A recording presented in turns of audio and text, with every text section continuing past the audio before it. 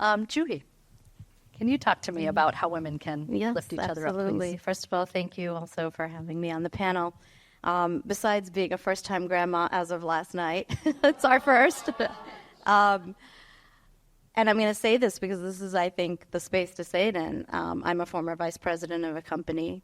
I am an executive director, a co-founder of an organization, now nonprofit. I also have been a global speaker in 5 countries. So when we define each other, how else will we uplift each other unless we know each other, right? So I'm going to say some very obvious things. Show up. Show up for other women, physically and emotionally. In this day and age, it's very easy to hit the like button. But what's behind that like? Do you send a message to that person saying, I'm really proud of that accomplishment? It takes a second. Talking about how we allocate our time, that's how you uplift. It takes just a second. With social media and sharing and amplifying ideas. Often the word amplifying is, I think, a very powerful word because you're another voice for another cause. So if someone's doing something amazing with wealth management and you remember that, the next time somebody has a question about that, you say, oh, I know someone who's an expert in that area. It takes a minute. You amplify that person's work because it's something amazing that you just learned about. So you have to be an advocate, and an advocate for other women. In the space and the network that you're in, there's room for all of us. So don't be competitive. Being competitive in certain things is very good. There's no need to be competitive with other women. We have enough obstacles in our way. It's already really whard sometimes. People who've worked corporate know this. It's very hard to find your place. We need to be able to highlight different women's voices, which is exactly what we're here to do today, different perspectives. We each bring a different angle. So to uplift, you narrow in on what that angle is, and then you give voice to that angle. The video was so beautiful because they kept talking about the word power.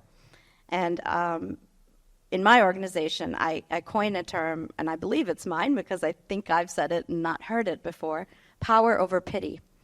And the reason why we say that is we're dealing in my organization and in my own family with people with special needs and disabilities. Why do we need to feel sorry for them? We don't. They have a lot to teach us. We empower those individuals through our programs and services. So when it comes to uplifting women, there's no weakness in being different. We have a lot of caregiver moms who you can feel really sorry for, like myself. But I feel like someone at some point empowered me, and now I'm empowering their voices. And I learn so much every day from people with disabilities, one of my own daughters included. And lastly, speaking, of how to, not pull people down, we're all part of the same.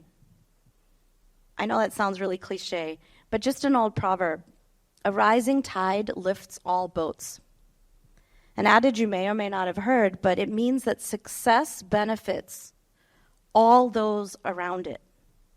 So just as a rising tide will lift all boats, not only one, all boats, it's something to think about as we uplift one another, it's good for us all. Wonderful. Thank you so much. So, Joohi, I'm going to go back to you and talk to me about the importance of showing up as your authentic self. Sure. So really in thinking about this question, it's all about educating and reframing.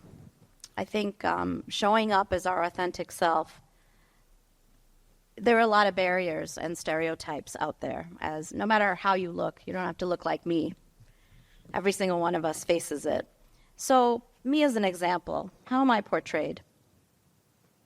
Unfortunately, women who look like me and appear as I do, you're told and you see, are labeled. Maybe we should have some people throw out some words, but maybe I won't. Oppressed, submissive, silenced. So I wear this authentic self every day, my gender, my faith. It's part of who I am outwardly. And those stereotypes could not be further from the truth. I have a responsibility to portray my authentic self. I never try to cover it up.